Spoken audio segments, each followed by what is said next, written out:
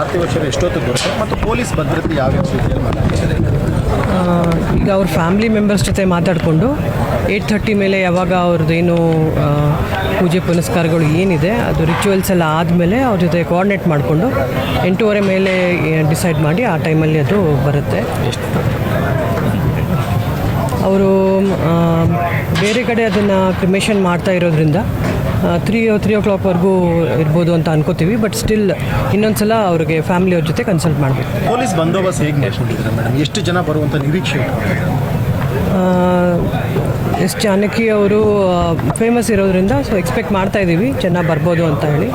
ಅದರಿಂದ ನಮ್ಮ ಪೊಲೀಸ್ ವ್ಯವಸ್ಥೆಯಲ್ಲಿ 450 ಜನ ಸಿಬ್ಬಂದಿ ಅಲಾಂಗ್ ವಿತ್ KSRP ಮತ್ತು ಎಲ್ಲ ಆಫೀಸರ್ಸ್ ಇದ್ದೀವಿ. ಟ್ರಾಫಿಕ್ ರೆಗ್ಯುಲೇಷನ್ಸ್ ಏನು ಮಾಡಬೇಕು ಮತ್ತು ಇಲ್ಲಿ ಏನೇನು ಬಂದೋಬಸ್ತ್ ಮಾಡಬೇಕು ಅದು ಮಾಡ್ಕೊಳ್ಬೇಕು. VIP ಯಾರು ಬೇರೆ ಯಾರು ಸದ್ಯಕ್ಕೆ ನಮಗೇನು ಮಾಹಿತಿ ಬಂದಿಲ್ಲ, ಬಂದರೆ ನಾನು ಹೇಳ್ತೇನೆ.